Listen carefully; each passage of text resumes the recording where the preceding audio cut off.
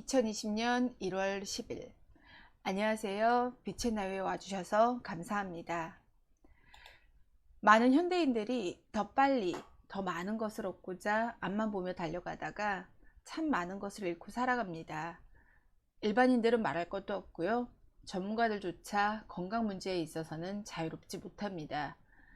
내과 의사도 바쁘게 일만 하고 건강을 안 챙기면 암에 걸릴 수 있습니다. 정신과 의사도 마음 아픈 환자들 진료하느라 바삐 살다가 마음의 병이 생길 때가 있죠. 이렇게 우리는 스스로의 건강을 담보 잡고 그렇게 열심히 사는 것에 집중하고 있습니다. 신미경 작가님도 마음의 여유 없이 워커홀릭으로 살다가 건강에 적신호가 켜집니다. 그렇게 지내다 보니 몸과 마음이 견딜 수 없었는지 건강에 이상이 생겼다. 우리는 빨간불 없이 초록불만 보며 살아갈 때가 많습니다. 노란불이 켜져도 잠시 멈출 생각을 도통 안 하죠. 건강에 사이렌이 울려야 그제서야 정신을 차리고 자의가 아닌 타의로 강제 정지가 되곤 합니다. 갑자기 해민 스님의 멈추면 비로소 보이는 것들이라는 책이 생각나네요. 그렇습니다.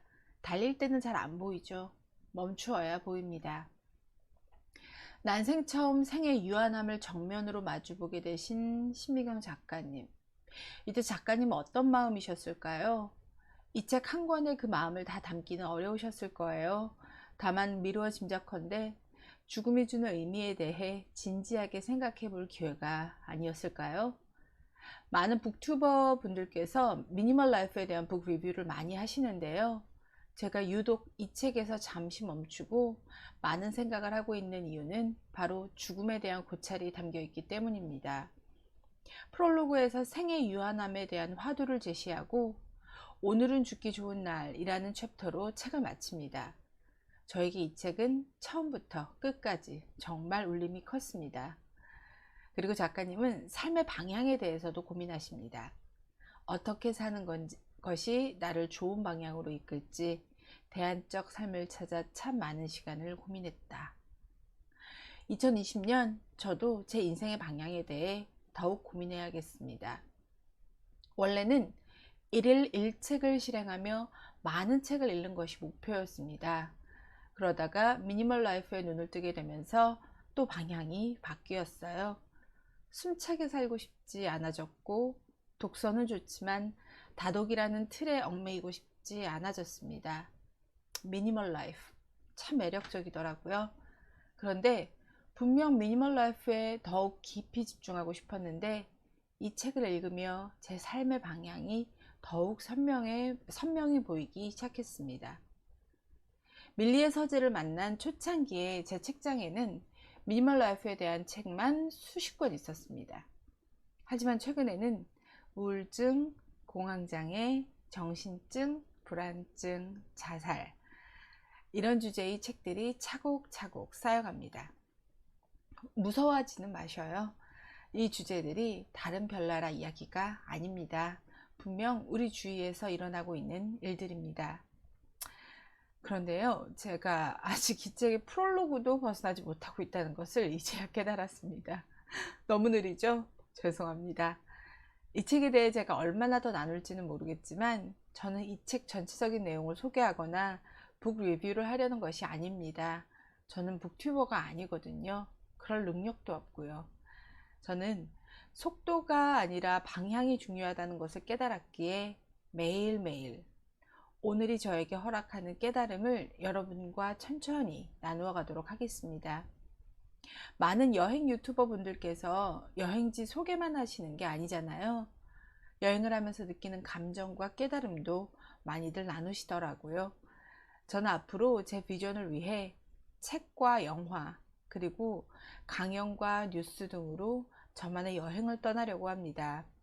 그 여행을 통해 저를 좀 채워가려고 합니다. 그러려면 우선 비움이 필요하겠죠? 산더미처럼 쌓여있는 제 물건들 외에도 욕심과 걱정으로 가득 차 있어서 마음의 여유가 없거든요. 미니멀 라이프가 저에게 시급합니다. 하지만 궁극적인 목표는 아니에요.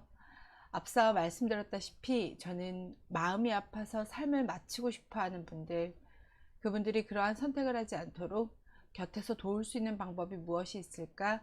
이를 알아내고 깨닫고 나누고 싶은 확고한 목표가 있습니다.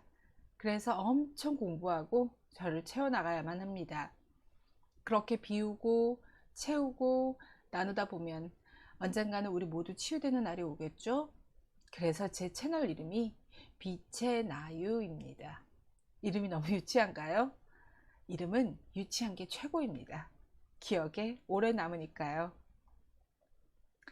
미니멀 라이프를 시작한 직후에 다소 조바심이 났습니다.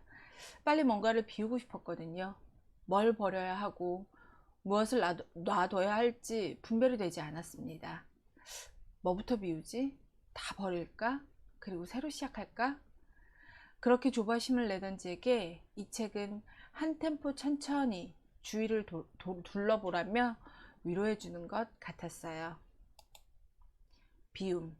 비움은 내게 싫어하는 것을 거절하는 법을 배우게 했고, 남기고 싶을 만큼 좋아하는 것이 무엇인지 알려주었으며, 마음속으로부터 하고 싶은 일들을 상기시켜 주었다.